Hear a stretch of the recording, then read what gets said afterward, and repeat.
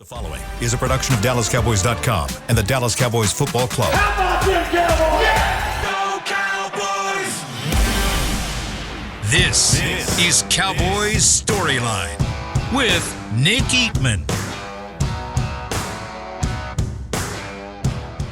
What's up, everyone? Welcome to Cowboys Storyline. It is Thursday, February the 15th, and we've got a full hour, maybe even more. Depends on if the calls are coming in, calls and texts. We've got a full hour or so to talk Cowboys football, talk anything you want, NFL, free agency, anything really. If I'm not really that well versed in a lot of topics, but I can certainly talk about Cowboys, what we've got going on with some new hires with Mike Zimmer. Now, officially, the defense coordinator had his press conference yesterday. If you haven't seen that, you can watch it on our website, DallasCowboys.com. And if it looks a little different, it's because it is. We got a different logo back there.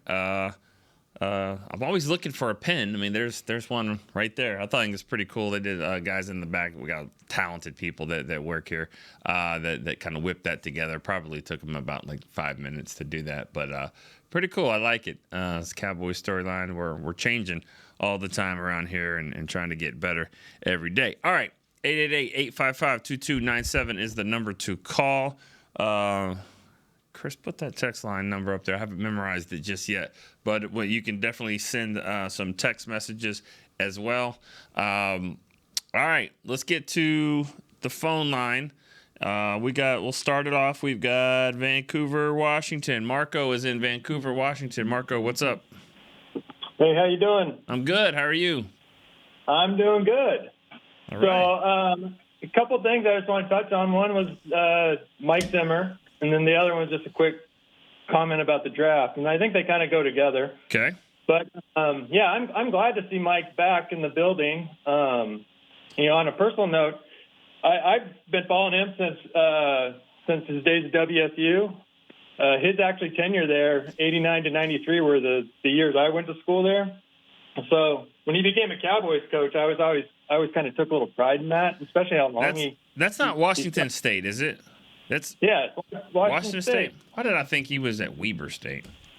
Sorry, Washington State. Okay, got it. Yeah, he was there with Coach Price. In fact, he just stuck around another year. And if we'd have got Bledsoe to stick around another year, I think we might have won a national championship. Because the year after Bledsoe left, the defense I think was like the top in the country. Nice. But anyways, it's good to have him back. Couple things. I know we're going to bring in some players, probably some linebackers through the draft, free agents.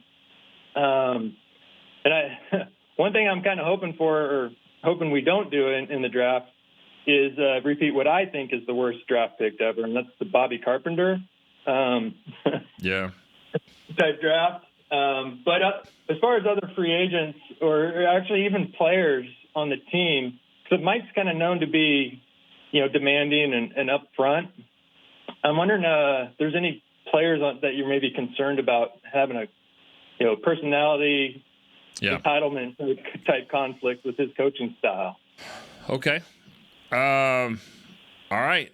Well, you know what? I wrote a story on that yesterday. That was actually my story on the website about Zimmer, and so I can kind of address that. Do you have anything else, or is that it, Marco?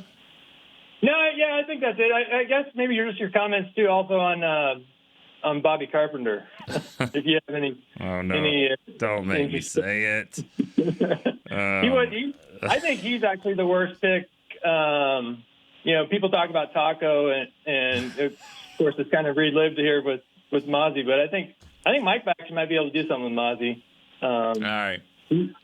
So, but Bobby Carpenter, I'm concerned about, especially because people are talking about getting a linebacker in the first round, and we'll see how that goes. Yeah, sometimes. Thanks for the call, Marco. Sometimes you can't just be worried about that pick because that's a position where you can get decent value there. Not everybody wants to take a linebacker that high. It's kind of like the center position where you might get one of the first or second ones off the board just because it's not considered high value. Tight end used to be that way, and I think I think that's changing. I really do. I mean, I think the way, if you can get a difference-making tight end, it changes everything. I mean, we're seeing Kansas City do it, and, you know, I mean, if you just look at the teams that made it into the Final Four, you've got tight end. I mean, you know, you've got 4 of the best tight ends, I think. I mean, Laporta will get himself in there. I think that's how good he was. I mean, but everybody's got a really good tight end.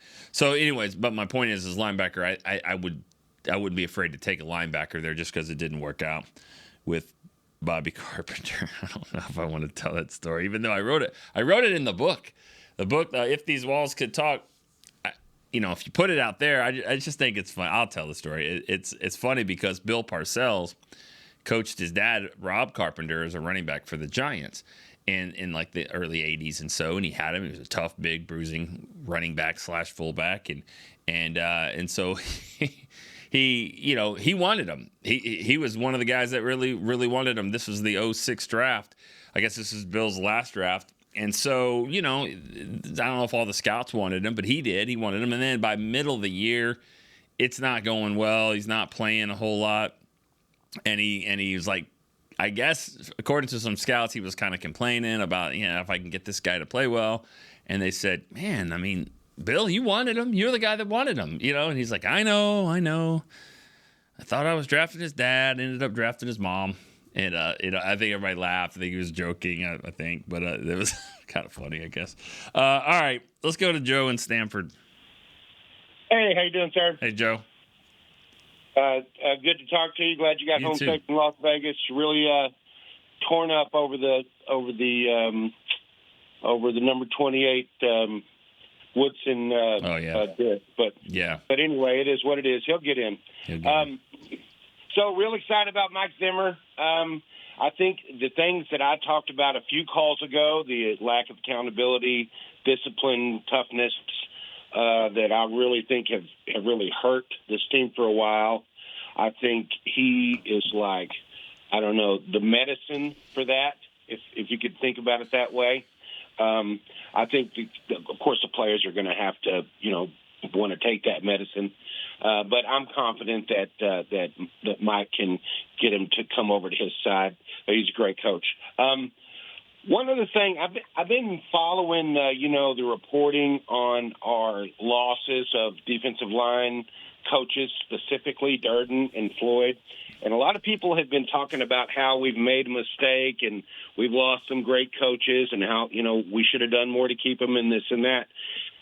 This is nothing against those guys. I really don't know them that well. But I'm missing the overachievement of that position that would lead me to believe that these guys are some big loss. Exactly. No, you're right. Well, let's also clarify. They didn't make Adden Dirty. They didn't make him the defensive coordinator here. They decided to go outside the building and go with Zimmer. And then by not doing that, they can't block him from going to being a defensive coordinator. So that's where he's going to Seattle as a defensive coordinator because they didn't make him here. They can't keep him as their D-line coach. So that's that. And then Sharif Floyd, you know, it is what it is. He was quality control / assistant defensive line. Quinn loves him. That's fine, you know. And Zimmer probably doesn't know him at all. And what? No, that's not true because I think they drafted him honestly in Minnesota. So he's a Quinn guy. He wanted to go with Quinn. He got in the league with Quinn. That's where he was going. So they didn't block that one. Yeah, the narrative, you know, I stay on X and I follow pretty much all the guys who report on the Cowboys regularly. Uh-huh. And, you know, and the narrative has been, we really lost some, you know, we really took huge losses with those two guys. And like I say, nothing personal against those guys, but I really don't see it that way. So yeah, I'm looking forward to seeing who Mike can bring in to really improve those young men. I agree. All right. Thanks. Have a good day, Thanks man. for the call, Joe. You know, I wanted to kind of hit on that, and then also something that the first caller said, Marco, had talked about with the, you know, how he's going to relate to these young players, and I mentioned the article that I wrote yesterday. I thought something that Zimmer said that was very, very good to hear was that, you know, he's not concerned at all about that. You know, can he handle these younger players? Can they handle him? And he said his understanding has always been that the great players want to be great, and they want to be coached. They want to be coached hard. And we heard Woodson talking about it last week or so when he said, that's something, that it was humbling for him to kind of hear some things. I thought it was weird that Zimmer mentioned 3 players, and all 3 of those players ended up playing for the Cowboys at some point. But he said, 3 guys that it sounded like they kind of, got sideways every now and again early on, and maybe they didn't see eye to eye. But at the end, now there's nothing but respect, and these guys love him, and they wished him good luck. And he said Pac-Man Jones was that way when he had him in Cincinnati for a long time. He said Anthony Barr was another player, and of course I'm blanking on the third player that he mentioned. I'll think of it here in a second, but it was another guy that ended up with the Cowboys as well. But and he had Terrence Newman. That wasn't one of them. But was it Pac-Man? But it was Pac-Man. You talked about Pac-Man. Yeah, Pac-Man was one of them. I said him and Anthony Barr, and then there was a third guy, Xavier Rhodes. That's right. Good job, Chris. Xavier Rhodes was another guy that he was here for like an hour and a half a couple of seasons ago, trying to figure out the cornerback position, even though they had drafted a second and third rounder that year, but still they had to go outside and try to get players and just try to see if they could get anybody to help on that season. But those were all guys that were good players. And Zimmer talked about another guy. He didn't name names, but is it another player that he said never wanted to be yelled at. He couldn't do it in front of the team, and so he had to kind of alter that a little bit. So let's don't think that these coaches don't adapt as well. This is their style, but they're trying to get the best out of these players. And it's just like if you guys have kids, you guys know your kids are different. You can't treat one the same as you do another. You can't treat players the same. They don't get paid the same.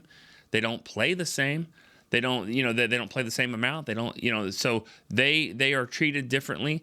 And so sometimes you have to do that. And I think the really good coaches are ones that can understand that. For the most part, he seems pretty, hard as nails, and that's his approach to getting the best out of players. So I think it's going to be fine. I really do. And if, you guys are worried about a certain guys or whatever, I honestly believe if they can't handle Mike Zimmer, then they're not really going to be able to be that good, So, but the elephant in the room, let's just say it. I mean, elephant in the room is Micah Parsons. Well, how's this going to work? How's Micah going to work with him and all that? And I think I'd like to see, that they're going to meet if they haven't already. And, I thought Zimmer did not really go too far into the weeds on where he's going to play him. He said, I hadn't even talked to him yet. I want to talk to him. I want to see what he thinks. I want to see, I'm going to tell him what I'm thinking. Plus, they got to still get the staff together. So a lot of moving parts still, but I thought it was a good first press conference and, just some good understanding of, hey, he's not this guy that's this mean, mean-spirited person that just is his way or the highway. I think he's there's a lot of give and take there. That's why these players love him. The ones that even the ones he's been really hard on in the past years. All right, let's go to Brian in Kansas City. Good afternoon, sir. What's up? Hey, I forgot to mention the other day, one of the things I really enjoyed about Radio Row over the weekend. Yeah. It was just Emmitt Smith preaching my feelings about the Cowboys over, recent years and just listening to him. And, boy, he was really frank and upfront. And all I was like, brother, preach, because I'm tired of I'm tired of talking about potential too, and really enjoyed listening to some of his various interviews over the weekend. That's funny because it's annoying to me. Yeah, I'm sorry, man. No, I just you work for the organization. Nobody wants their organization bashed, but no. That's not it. That's not it. When you play like you play against Green Bay, you get bashed. Okay, that's not it. What it is Emmitt and a lot of former players. I mean, saying stuff like, "I'm tired of talking about it." Well, you're at Radio Row. Like, what are you doing? Like, what are you promoting? Oh, you're promoting something. You know what I mean? Like, I'm saying is that this is it. This is the NFL. I mean, you're going to keep talking about it. This is why we have shows. I mean, we're going to keep talking about the Cowboys. I mean, what are you just going to say? Well, let's dismiss them. They haven't won in 29 years, so we don't talk about them. I mean, that just doesn't work that way. I mean, it just seems weird that Emmett would make that statement to me because, I mean, I didn't hear all of it. I've heard bits and pieces, but it just seems hypocritical a little bit because it's like, this is the team that you played on. You know how this works. Like, you talk about the Cowboys until they win, and then when they win, you talk about them until they lose. I mean, that's just the cycle of it. I don't know. Whatever. I love him. But for me, he just kind of voiced, I'm tired of talking about potential instead of, performance. Kind of what my teacher said about me when I was a kid. Right. Brian's got great potential. He's a bright kid. But did you? Doesn't have great grades, though. But did you have great potential? Absolutely. When I finally decided that I wanted to participate in the scholastic world in college, I did very well. But you sound like me. That sounds like me. Yeah, same thing. It's just me. I just didn't want to do it, so I didn't. And I think that's me. But this is a little bit different situation because this is you have another question. I'll go on in a rant here in a second. But yeah, no worries. So the other thing I really appreciate, I listened to Girls Talk, Boys Talk this morning, and Christy Scales was there when Zimmer was there the first time. And remembered him coming into the building in '94, and I learned a lot about him in that just couple of minutes, just listening to her stories, and of course the very sad story about his son. Yeah. But then, the thing that I was really excited about with him is, being a military guy, and thank God Aisha really brought this to their show. She said as a soldier, they asked her, what does it mean when you have a disciplinarian? And talking about some of her former drill sergeants and such, well, she has one that she's still in touch with today. Right. And I think about the great military leaders that I worked for and what that meant. But yeah, the discipline is, it's something. You gotta take it. And you've said specifically about Mike, but true about everybody, if you really want to be the best player you can be, then you've got to be willing to listen to somebody like Zim because he's been great everywhere he's been. His defenses have been incredibly good. Right. So you got to be willing to listen. I really liked her point of view on that. And then I want to throw out a player. This is somebody that was there during your time there, just kind of he wasn't there long, but he had a good role. I looked up his 2001 statistics. He had 600 yards from scrimmage, which surprised me. Troy Hambrick. And I'll hang up, man. Have a great show. All right. Thank you, Troy Hambrick. All right. Going back to the first part, though, about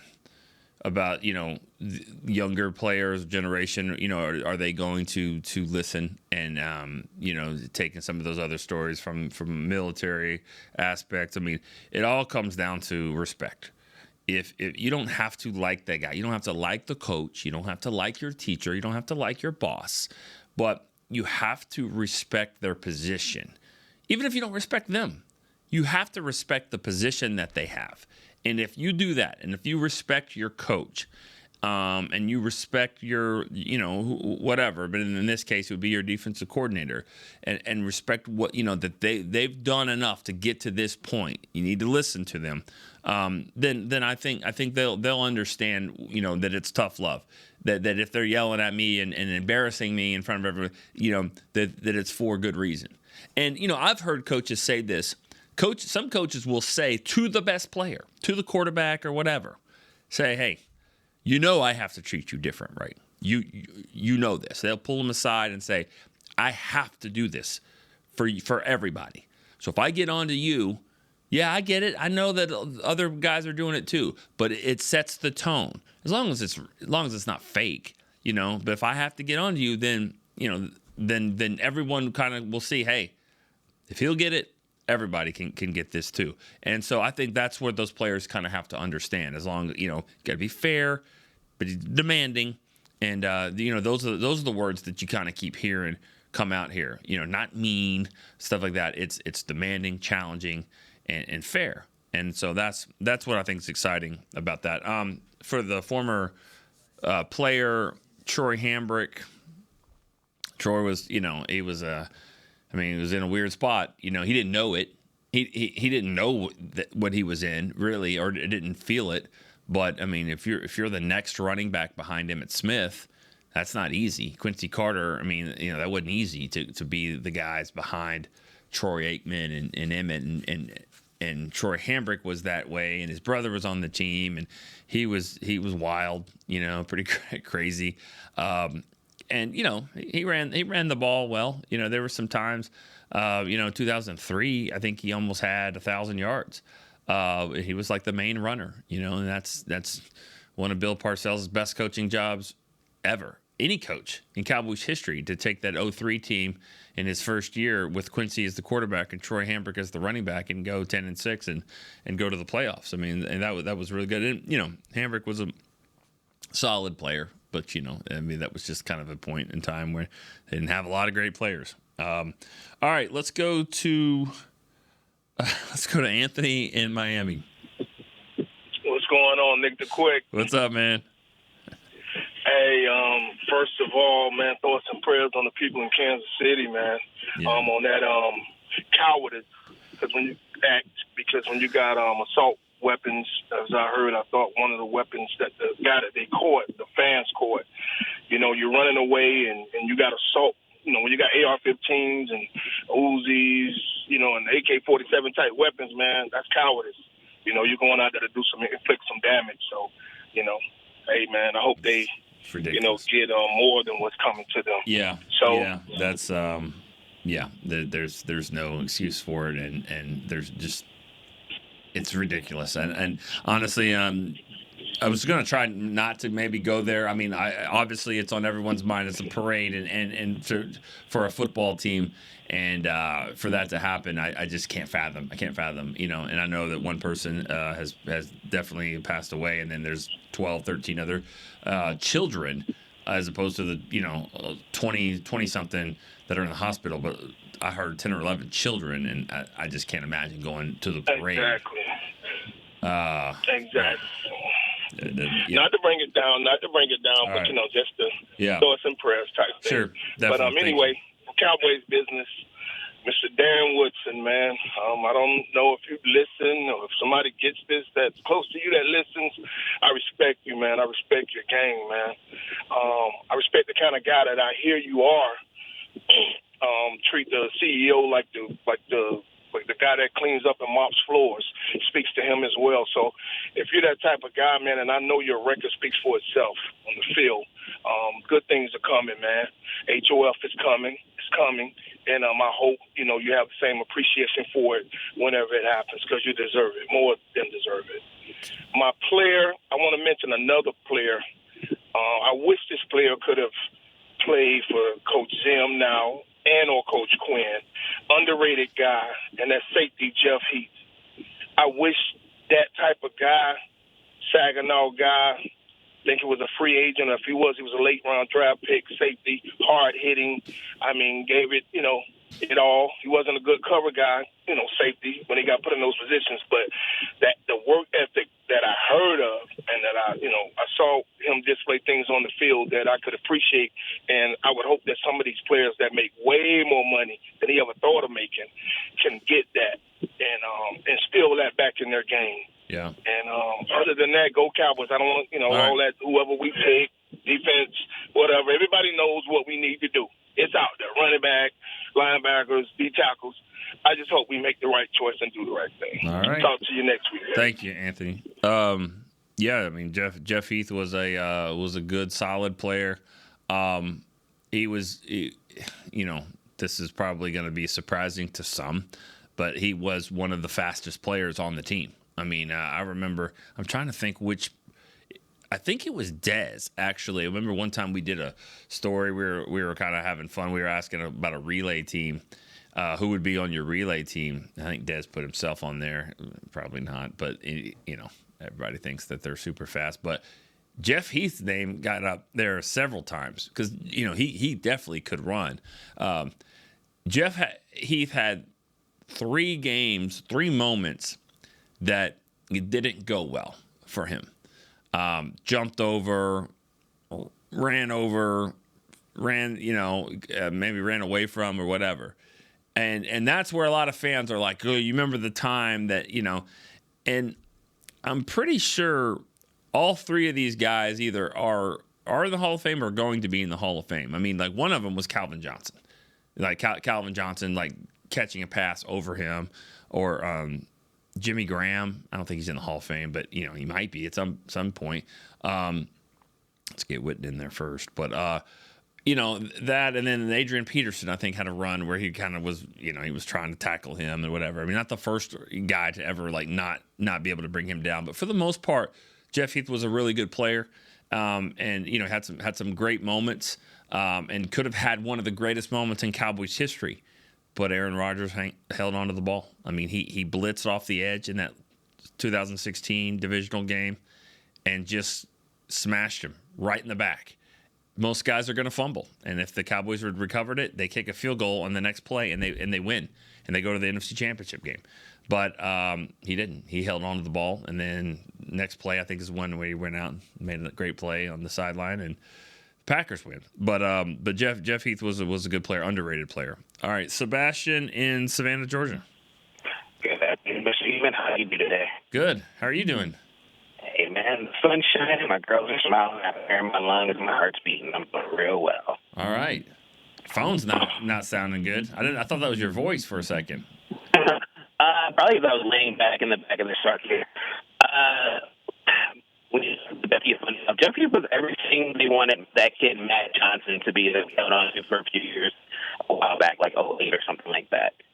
But let's talk about the DCs real quick.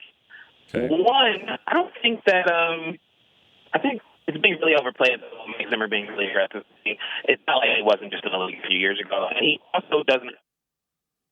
I think we lost him. I'm going to try it. Sebastian, try to call us back if you can. Sorry that it was really difficult to hear. If you can call us back, 888-855-2297. I know you know the number. Usually you have really good reception from him, but not in this case. Actually, let's take a break. We don't do that a whole lot, but we're going to take a break, kind of reset. I think phone lines are open. I'd like Sebastian to call on one of them, but give us a call. I got a text message I'm going to read when we come back. We're going to go to break real quick. Come right back here on Cowboy Storyline. Todd thought it would be secure to jog in the cheetah savanna. Todd believed the big cat repellent he bought online was reliable. And now, Todd is trying to be faster than this cheetah that can run 80 miles per hour. But the good news is, Todd has AT&T 5G that is fast, reliable, and secure. And he learned the best thing to do is stop running and toss her the backpack with the beef stew. AT&T 5G. Fast, reliable, secure. It's not complicated. 5G requires compatible plan and device. 5G may not be available in your area. See att.com/5G for you for details. Cowboys fans, after that move, we've just coined the term Rowdy Replay. Let's roll back the tape. Okay, there's our mascot Rowdy cheering on the boys. And now he's on his phone, on his Bank of America mobile banking app? Staying on top of his finances with his virtual financial assistant, Erica. Bank of America's digital tools are so impressive. Cowboys fans just can't stop banking. Learn more at bankofamerica.com/can't-stop-banking. Erica is only available in the English language. You must download the latest version of the mobile banking app, only available on select mobile devices. Message and data rates may apply. Member FDIC. Welcome back into Dear Doctor, the show where I answer life's questions with an ice-cold can of Dr. Pepper. Sheila, let's hear from our next caller, would you? Dear Doctor, my friend supported me during a tough time, but what's the right gift that says, thanks for being a shoulder to cry on? Okay, this one's easy. I say give her a delicious Dr. Pepper. Nothing says, thanks, girl, better than a one-of-a-kind soda. Yes, any Dr. Pepper flavor will do. Now, just a reminder that I don't need to be a real doctor to know that Dr. Pepper is the one you deserve. They say champions are remembered, but legends are never forgotten. United Ag and Turf offers a winning lineup of John Deere equipment built to tackle any challenge on and off the field. Legendary John Deere tractors, combines, residential mowers, commercial mowers, compact construction equipment, Gator utility vehicles, and a full line of golf and sports turf equipment. United Ag and Turf, the official Ag and Turf equipment supplier of the Dallas Cowboys. Visit UnitedAgAndTurf.com to find a location near you. Back to Cowboys Storyline. All right, back here on Cowboys Storyline. It's been a while since we've taken a break in the middle of the show, but I'm glad we did because we were able to kind of get Sebastian back on the line. See if he sounds better this time. Sebastian. I'm sorry. I think I was too close to my house. It was trying to connect to the Wi-Fi. Yeah, I know how that goes. The driveway is kind of like, what are we doing here? We doing this? We not? Yeah, it's bad. You gotta but in or out. We're real good. It's 71 degrees and sunny here, man, and I'm feeling good, Mr. Eatman. Nice. But I was saying I wanted to talk about the DCs real quick. A lot of smoke's been made about, Mike Zimmer and his personality type and how it's going to mesh with the team. If they're good players and they want to be coached, they will be coached. And the great players are always good at taking coaching. Even Patrick Mahomes and Tom Brady needed to be coached to be great. So I have no problem with that. But he's also not taking over a Mike Nolan-style situation, so I don't think his job will be as difficult as Dan Quinn's job was when he actually came in here. And then when you flip that to me being prepared for Dan Quinn to go to a Washington team but not D.C., I think they're going to be a tough out this year coming up. Washington? Yes, sir, Washington, D.C. I think they're going to be a tough out this year. The NFL, if you look at the Super Bowl, they're doing a very good job of making these teams fairly even across the board. I don't feel we're as far away from San Francisco as it seems like, especially when you watch them go up against Detroit, who we beat, and then play a Super Bowl game. I think it's a lot of times we get in our way with the penalties and things of that nature. So if we can clean that up under Mike Zimmer, that's going to be a beautiful thing. And I hope you guys have had a great week. I'm having a real good week so far. And just have a great day. And I'll hang up and listen. Thanks, Sebastian. Appreciate that. Good call. A lot of good stuff in there. I agree with what you said about the good players are going to want to be coached, and I'm not sure where they are with I'm sorry, I was looking at this Chiefs 49er game, but we're talking about the 49ers and where they are with the 49ers. I still feel like they're a ways away. They haven't gotten that close to beating them. I think in the last 3 times that they've faced them, and it could just be a matchup thing, where that's the case. You are going to switch up. Both teams are going to have new defensive coordinators. I don't know if I understand that with what the 49ers are doing, but there's a lot of stuff behind the scenes. This franchise has seen a guy win 2 Super Bowls in a row and not be the coach the next year. So there's 2 sides to everything, and we'll see how they get. They're gonna face some salary cap issues as well. But I do think the Cowboys are. I think that they're up there. They're one of the better teams. Like Sebastian just said, Zimmer's going to come in and he's inheriting a team that's got some good players, really good players on defense. You have Micah Parsons, you have Trayvon coming back, and you've got Deron Bland and Tank Lawrence and you Osa. I mean, there's some guys here. And then you got a lot of younger players too that are maybe ready to take that next step. But you mentioned Washington being tough. Sure, I mean, Dan Quinn's going to turn things around. I mean, that's probably going to happen. They're going to be better. They have a lot of draft picks. They have a lot of salary cap space. So we'll see how they use it. But yeah, I think that they're going to be a better team. They got the number 2 overall pick. If they get a quarterback that's a difference maker, I mean, watch out. Or if they get anybody, I almost want them to take a quarterback. Seriously, when division teams like that, I'm always kind of hoping that they take the quarterback because it's a crapshoot. I mean, take Robert Griffin.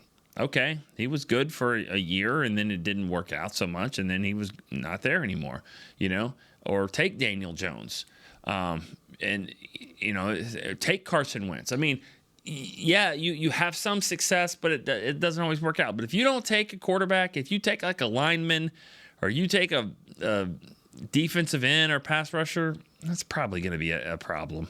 I mean, I know the Giants are a little bit of a exception to the rule because they seem to draft offensive linemen that don't pan out so well. But for the most part, you take a guy up in the top 10 position player, like he's probably going to be pretty good. So me personally, if I was, I kind of hope Washington does take one of the quarterbacks. If they hit and they get a Joe Burrow, then that's not good. But I think more often than not, they don't. So, all right, we'll see what happens there. All right, let's we got a text question here up earlier in the show. Dan from Philly texted in, said if you could only extend one of these players, who would it be? Micah, CD, or Dak? His pick is CD. And he also says Dexter Coakley is his past Cowboy. Love Dexter Coakley. But of those three, who could you extend? Yeah, I mean, I'd say CD. I mean, if I could extend one, it would be CD. I think you don't have as many question marks there. He's already been, he's setting unbelievable records, and not that Micah isn't, but I mean, if I get to pick one, I'd take CD. But that's not the case. I mean, you can do other things, and you can, to make this work, you should be able to get all of them in here at some point. All right, let's go to another text question here. This is from a 760 area code. What do you think about Van Der Esch as a coach, a linebackers coach? If that's, coaching is something that you've got to want to do. I mean, clearly, and that's the case with everything, but you've got to really want to coach. You've got to want to be here for all hours of the night. I mean, assistant coaches, they put in a ton of hours. And, that's why you don't see a lot of, great players. And, I don't know if he's a great player. He was a good player. I mean, if injuries weren't an issue, I think he was going to be great.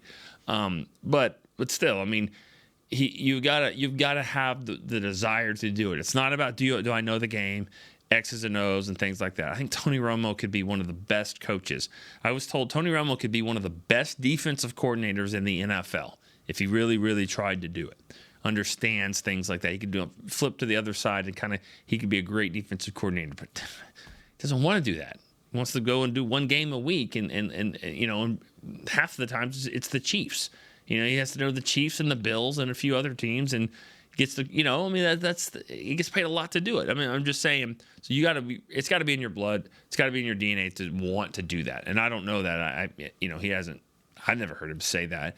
And I'm not sure he's done playing football. I don't know this, but I mean, if so, it could be coaching, but maybe not right away.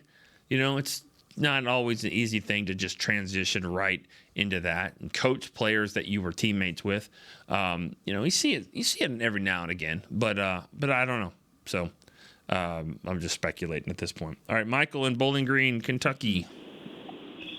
Well, it's a new year. We hadn't lost a game, so all the hope is there again. Right. I was going to ask you a draft question, but you said on Tuesday you Go for it. I'm in. Go for it.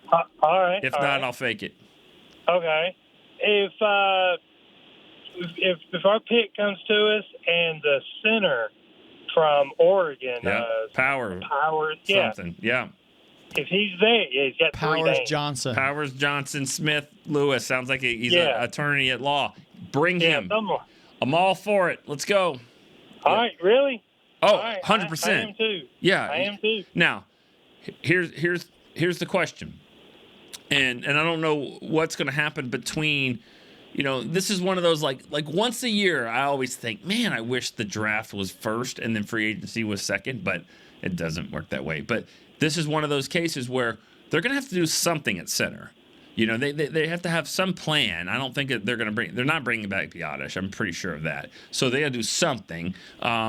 Whatever they do probably won't stop them from drafting a plug and play center. But they'll have something in the works, and maybe it's a guy from here. Maybe it's T.J. Bass just playing center, or Brock Hoffman, or those two guys just working at it, and that's kind of a contingency plan if you don't get something better in the draft.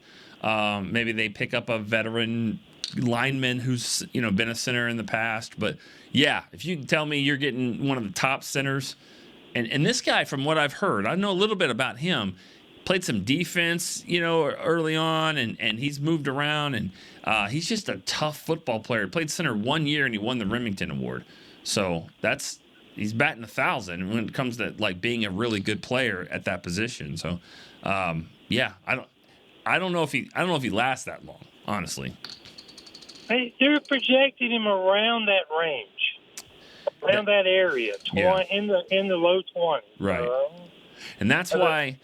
That's why it's important for the Cowboys to do something at the position, because you go into a draft and everyone knows you don't really have a center. That's going to be the team that everyone's like, all right, if you want Powers Johnson or whatever his name is, I'm sorry, I don't know. Chris, what's his name again? Yeah, it's Powers Johnson. Is his last name. So if you want to get him, Oregon. You got to jump Dallas. You don't want that. You don't want that scenario. So it'll be fun to see. But I'm anxious to see kind of what happens with him at the combine and his pro day. And yeah, that's one to definitely look at for sure. But the only other thing I had real quick, talking about movies before, one caller called in and mentioned Facing the Giants. It's a high school football movie. I hadn't seen it in a long time. I watched it the other day because it's on Prime, Amazon Prime, but really good movie. What's it called? Facing the Giants? Facing the Giants. It's high school football. Okay. Really good. Yeah, I don't think I know I've never seen that, or I don't know it by the title. Sometimes you see a movie and you're like, oh, I've seen that, but that doesn't ring a bell. But sounds good. If you got Prime, check it out. All right.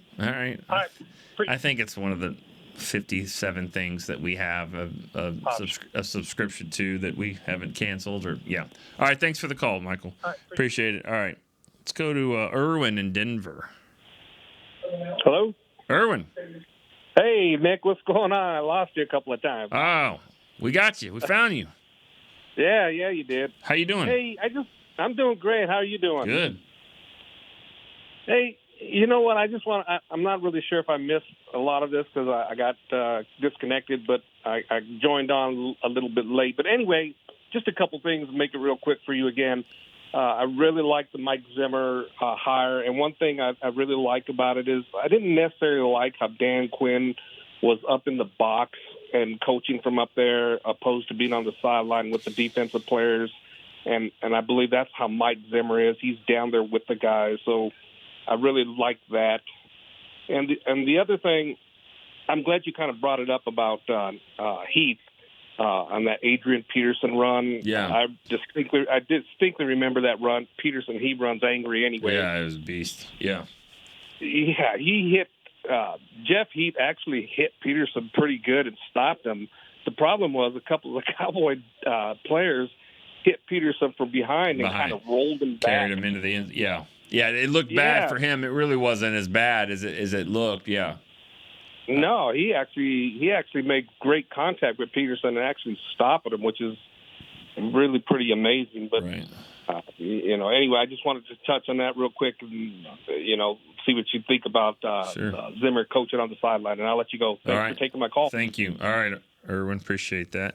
That's one of those things that it reminded me of something we had talked about on Tuesday about the captains, and just different things that. I'm not sure how much it matters. It's the same with the guy up in the box. And I mean, you're trading off something. You get down there in the mix and huddle the players around, all of them. I mean, you can't get everyone on the phone, up there and to do that. This is a way to get your message across to 11 people right at the same time is, get your act together. And I'm sure he doesn't say the word act, but, I mean, let's go, figure this out, or someone else will. And so that's probably very, important to be able to do that. And for his style, at the same time, you're trading off not getting a chance to, see as much, but, they got the pictures for that, and they all the tablets and things like that you can kind of to take a look at. So I would think this is probably going to be something different, and that's good. I mean, this is a team that I think is it's there. They're in the neighborhood. I don't know if you want to say they're close. I don't care about that. They're in the ballpark here of teams that can compete. Okay, they're probably going to compete for a playoff spot again. And so now, what's the difference? What's going to change? What's going to get them over the hump? Will the defensive coordinator, get 2 or 3 players playing better than we've seen before? If that's the case, then that's really good. Maybe he turns something different with Micah, figuring out a way. I mean, that's one thing that's got to happen here with Micah Parsons is, he's been really, really good. He's been dynamic in September, in October, November. He has not been that way in December and January. That's just fact. So, and I know Rob from Vegas, he calls all the time. Not today, hadn't called today, but he calls all the time, and he says, one thing he wants him to do is gain 15, 20 pounds to play defensive end and maybe not wear down as much if that's the case. And maybe that's not the case, but 3 years is not really a sample size anymore. It's a pretty, it's a pretty good, it's not a small sample size is what I'm trying to say. It's a pretty good number there. So 3 years in a row and you haven't really done a whole lot at the end of the season. Maybe there is something to that. So that's something to consider, and we'll see what Zimmer's style does for that. All right, Arthur in Spring, Texas. Good afternoon, Nick. How are you, sir? Good, Arthur. How are you doing? I'm doing pretty good. Before I forget, okay. Every once in a while, my son will call in, and Anthony from Seattle. Oh yeah, that's my son. Oh wow, that's awesome. Yeah. As a matter of fact, he's one of my twins. Okay. I saw the interview that Emmett had with the guys from the NFL Network, I think it was. Mm-hmm. I lost a little bit of respect for Emmett when I saw that video. And you mentioned something a little earlier about what he was promoting. He was promoting whatever Tortillo was that he had sitting in front of him. But I say that to say this, that was he drinking? My mother-in-law made a comment one time. We were talking about alcoholics, and she said that a drunk mouth speaks a sober mind. Right. And I'm not saying that Emmett was drunk. I based on what I saw, I think he might have had a little sip or two of his own product, and I think that he was just speaking from within. Now, I'm not in disagreement with what he said. Yeah. The place where I lost a little bit of respect for him is because it took that liquid courage for him to say what he had to say. There's nobody more disappointed in the outcome of the 2023 season than the Cowboys fans, as well as the owners and the coaches and the players. I just think that, for me, saying all in is nothing new for me. I've been all in ever since the 60s. That's how long I've been a Cowboy fan. But I just wanted to kind of touch base on that Emmitt Smith thing that you were talking about a little bit earlier. Yeah. Well, thanks for the call, Arthur, and your son Anthony in Seattle calls every now and again, and he's been one of the first callers way back in September, so he'll call a handful of times.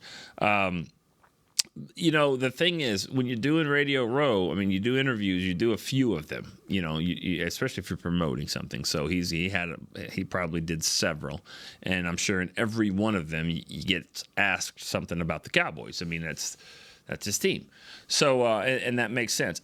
It sounds to me, and so the reason why I say this is that an interview here, an interview on The Fan, an interview on NFL Network, an interview here, all this sounds like to me is I'm tired of talking about this team. I'm tired of it because we've been talking about them for forever, how good they might be and potential here and there, and it just hasn't happened. And here's a guy that, they won. They won when he was here. There wasn't a lot of talking like that. They ended up, getting over the hump and they won 3 Super Bowls and they were really good. They were, team in the 90s, all that stuff. So that's why that's why I have to I want to hear exactly like what he said in certain circumstances, just because it's, you can sit here and say, well, why are you saying this and that? But there was probably 5 or 6 different interviews. I think his point overall is, it's time to stop talking and start doing something. But that doesn't work. That isn't the way it is. You don't stop talking. You try to get better. And I don't know if the Cowboys get accused a lot of pumping themselves up, but we know that's not the case. Most of the time it's the media and fans or whatever that does that, and they project the Cowboys to be this. I think the Cowboys are going to the Super Bowl, and then when it doesn't happen, then it's, what did they do wrong to not get there? When in reality is sometimes the media, sometimes the fans, they don't know what they're talking about either. They didn't have them pegged correctly, but yet no one ever says that. They just say, well, bad coaching, bad leadership, no heart, whatever it is, as opposed to they weren't good enough. They weren't good enough to start the season. They weren't good enough at the end. That's probably the case in a lot of areas, a lot of teams, a lot of sports. It's always the same, And so everyone's always looking for the reason. Like, what's the reason? When they weren't really good enough, and that's what the reason was for the Cowboys last year. We all thought they were going to beat the Packers. We did, but they weren't better than Green Bay, not that day. And if they turned around and played again, I'm not sure. I'm not sure what would happen because, the Cowboys couldn't stop the run and they really couldn't run the ball. When you get into the playoffs, that's the kind of football that it's going to take to win games. All right, Mike in Delaware. Are you there? Mike? Hey, can you hear me, Nick? Yeah, I can hear you. What's up? Hey, what's going on, Nick? Good to hear you. You have a great show, man. And, it's my first-time caller. Yeah, it is. Here we go. Hey, I just have a couple points, and then I want to finish on with a favorite wrestler. I didn't hear someone mention. I know you're a big wrestling fan back in the day. You and I are on the same age, okay, and so forth. But I didn't realize that, and since Zimmer been hired, that I didn't realize that the last 3 years how Dan Quinn was up in the box and so forth, and I didn't get to hear your response to that previous caller. But I think that's a big factor. Like if he's on the sideline, I mean, in my opinion, I think that he feels like when they're on the sidelines, they're like there with the players. And, the whole last 3 years, I mean, the defense has been doing great as far as stats and everything, but I think that'll be a huge difference. I'm looking forward to that, like when Zimmer gets on the sidelines next season, because I think that's a big factor. It's just like it just have a different perspective, but I think that'll be huge, and I'm looking forward to seeing that. And then real quick on Tyron Smith, he's been a great player for us, since he's been in the league, I think, 13 years and so forth. But I think maybe if we can utilize or use the money at that position, unless he decides on a reduced rate. Obviously, when he's in there, he's great. Looks like, if he did that practice schedule he was on there, helped him out, because when he's in there, he's definitely good, and he's at that position. But if we can get someone in the draft, I'm all for it. And then a solid stud linebacker, right? Obviously, like everybody else is doing. Because I just remember those teams in the '90s, Nick, like when we were going to the Super Bowls, like that defense was stellar. I mean, they were just flying everywhere to the ball, and that's what I kind of miss. It was nice to see those Super Bowl runs. I'm just looking forward to seeing my kids, enjoy that Super Bowl, because I thought I'd never see it, back in the early 80s when they lost 3 straight. I thought I'm never going to see it. And then it finally happened. I was like, man, this is great. Real quick, I know it's at the end of the show, but wrestling, I didn't hear anyone ever say, you probably should remember this guy. Remember a guy by the name of SD, Special Delivery Jones? SD and he wore Jones. those yellow tights? Yeah. Special Delivery Jones. Special Delivery Jones. And a quick story on the Georgia Animal Steel. I met him in person, and this was like 10 or 11. They used to go down to Wildwood, New Jersey, at the convention center and wrestle. He got out of his limo, and I don't know if I knew it was like wrestling was like just an entertainment. I thought it, it's 10 or 11 at the time. He got out of the limousine, and his wife was in there, and he acted so normal. It just shocked me, because he was in the ring. He was going all crazy and everything. Yeah. But biting the turnbuckle and stuff like that. Yeah. Oh, it was crazy. Yeah, to just see him kind of normal. I was like, man, he's just like a regular guy. So it's just, it's kind of weird to see that. Yeah. But Nick, your show's been great. I appreciate what you're doing, and I'm so glad you got this show. Jumped off this or started off. It's been great, but you're doing a great job. And thanks for taking my call. I appreciate your time. Thank you, Mike. All right, we don't have many callers from Delaware. I mean, we have had one in the past, but maybe only two or three. So. Still disappointed about Massachusetts. I don't have one from Massachusetts. Big enough state. I think there would be some there. All right, good stuff. We had talked a lot about Emmitt Smith, and I appreciate Chris kind of pulling out one of the quotes here that he that he found from the, again, he was on Radio Row. He probably did several interviews.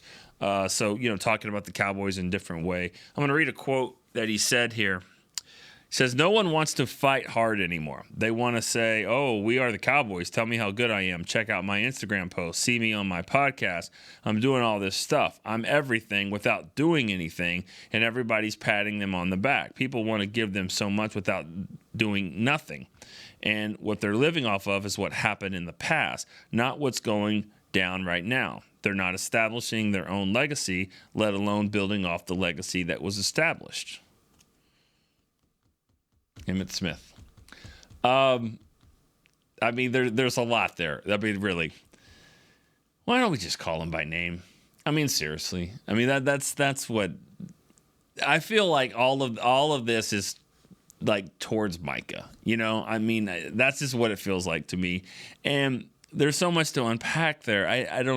That doesn't really make sense to me. Everyone's patting them on the back. Who's everyone? And whose fault is that? Whose fault is that they're getting patted on the back? Your job is to get your team ready to play in the training camp so you can get to the regular season and play well. And then when you do that, your job is to win those games, and you need to get into the playoffs. And then you get into the playoffs, you got to win those games to get to the Super Bowl, and you got to win. And that's the thing. They're doing that. Then they get to the playoffs and they don't win. But it's almost like it's their fault for fooling everyone when you got fooled. We all did. So I don't know who we're blaming here. And building off the legacy, it's been 28 years. There's a lot of teams trying to build off this legacy. And it hasn't happened. And it's not about building. It's really not about building a legacy. It's about getting your team good enough to go win. That's all it is. And I don't know. I disagree with some of that. And I've always disagreed with sometimes with former players talking about current team, current, locker room and chemistry and all that stuff when you just don't know. And I'm not talking about Emmitt specifically. I'm saying just in general, former players know what it's like to be at their locker room and when they played, their time, in their game, but it's always a little difficult for former players to talk about current state of the teams, not about players, but about just where the team is and what's going on, because you don't really know all what's going on behind the scenes. That's always been my take. All right, let's go one more call here. Rob in Vegas. I said you hadn't called, and you probably, I said you probably won't, but I didn't say that because you never know, and you got in there. Yeah, I was in a meeting, and then I got out. Watching, guys, I got to go. I'm getting called out here on this show. I have to go. Don't you know? I said, how dare you schedule this now? I thought the Zimmer interview was great. I saw a different side of him, that I really knew a lot, but he's got a personality. Yeah. He looks loose, and I'll tell you the one thing I know is he's no threat to Mike McCarthy. He's coming in to do his job. You're not going to hear he may be the next head coach. I don't see that, even if Mike McCarthy don't work out after this year. I just think he's no threat, and I think that matters because all we heard about Dan Quinn is, Mike McCarthy messes up, Dan Quinn may be the guy. But then once Dan Quinn wasn't the hot girl anymore and his defense, we didn't look at it the same. That's why I think he got out of there and said, listen, let me go now. Yeah. Talking about Emmitt, I agree with Emmitt about one thing. Yes. They played a different game back then. It was a different animal. It was a way more physical game. It was a better game for fans. The refs didn't get involved. I don't think it has anything to do with their living off the coattails of the 90s teams. These guys weren't even alive yet. And so I just think it's just different areas. And, guys like that win it back then, Michael, of course they're going to say we were better, and they were. That was, all those teams. I don't know if you saw the ESPN top 5 NFL dynasties. Did you see that? No. So they had the 49ers, the Green Bay Packers, who didn't even play in the Super Bowl era, the Patriots, the Steelers, and the Chiefs. They left the 90s Cowboys off that list. And I'm like, usually I don't watch those shows, and I see, and I'm like, this is how ridiculous this is. That, to me, and I know I'm biased, but if I was to make a line, of course, living in Vegas, they would be favored over all the teams. Forget about Green Bay and the Steelers. They would demolish them. Those guys were way too small. So I don't even compare those eras. But the 49ers, they already beat them. Yeah. The Patriots and the Chiefs. So let's put it this way. I know that 90 Cowboy players could play in today's era, but I don't know if today's players could play back then. Yeah. I mean, so I just looked at that and I said, are you kidding me? You would have took that 90s team with, all the Hall of Fame, the outfits of, I mean, forget it. And it just goes to show they never could get over the Cowboys. They love the Cowboys. They just can't get them out, and it's just funny. That is interesting to look at because there's 6 decades here. I mean, there's the 80s, there's the 60s, the 70s, the 2000 Patriots, the 2000 decade, I guess, and then the 2020-ish. I know they kind of overlap some, but it seems like there's 5, and then there should be 6. I mean, the Cowboys would be the 90s dynasty. I mean, I understand you don't do a top 6, but I mean, there's 6 dynasties here. Yeah, and only I think the Patriots were the only team to win 3 in 4 years. Yeah. How do you not have the team that's done? I mean, let's face it. All you're going to be hearing about next year is the Chiefs trying to win 3 in a row. Right. I mean, so no, to leave that team off. Yeah. The only reason why they left them off is so we could talk about it. Because if they would have put them on, everybody would have been like, well, yeah, of course they belong there. Right. But and that's the thing. It goes back to like what Emmett's saying. Another quote that he said is, I've never been at the place that I am right now about this team. He's like, it's borderline embarrassing. Like, how are you embarrassed? Like, how are you embarrassed about the Cowboys? Because I don't think the Cowboys put themselves in this situation. I mean, I think you go out, you win games, and then you get everyone kind of hyped up, and then they lose. But it's like they fail. I don't know what the Cowboys. I don't know what the team is supposed to do differently other than win. And I think I wouldn't use the word embarrassing. I mean, if we were going, 5-12 the last 3 years instead of 12-5, yes, I'd probably be embarrassed. But then again, we wouldn't be talking about them as much. Right. But they're not embarrassing. The problem is they're so good in a way that everybody's saying, everybody picks them to top 2 or 3 to go to the Super Bowl. So they're so good in a way, it's just like, okay, when are we going to take the next step? Everybody just wants to, go right past the regular season and go into playoffs. But yeah, this year was devastating. But right. embarrassing is not the right word. It's just a different era, yes, they're on their iPhones, they're on their podcasts. They, I talk about Michael like that. When he had Jordan Love, I was like, I thought that was crazy. Right. But that's just how they are. And I'm 56. My kids range from 30 to 25. So I get it. I'm on my phone too much. My wife says, put that damn phone down. But I get it. It's just it's a different animal. And Emmett just, he can't relate because Jimmy and them, and they didn't do it like that. Right. Well. All right. Thanks, Rob. Thanks for the call. Good stuff, as always. My wife texted me and said that Facing the Giants is a Christian movie. It's one of her favorites, and maybe I have seen part of it. I don't know. That's the thing. Sometimes you see bits and pieces of movies, but I don't remember that one a little bit. But I'm sure we'll be watching that here at some point. Thank you for watching, Charlie Bailey. Right. Yeah, she's listening and watching. Yeah, that's right. All right, good stuff. Guys, I love Emmitt Smith, okay? So let's leave it at that, okay? Some of the things that people, that former players say and getting embarrassed on that kind of stuff, and I just think the Cowboys they get blamed for things, but it's like, I don't know if they are pumping themselves up. Yes, there is a player on the team that has a podcast, and yes, is it causing problems? A little bit, yeah, it does. And so, but he's also the best player on your football team. So that's that. All right, guys, good show. We'll be back on Tuesday. We'll talk a little bit about Combine week will be getting closer. It won't be the week of Combine. It'll be a week ahead of that. We'll be talking about the draft. We get looking ahead to free agency, and also kind of seeing what this defensive coaching staff looks like. Looks like there are going to be some changes here in the next few days. All right. So for Chris Beam, I am Nick Eatman. We will see you next week on Cowboy Storyline. This has been a production of DallasCowboys.com and the Dallas Cowboys Football Club. How about this, Cowboys? Yeah!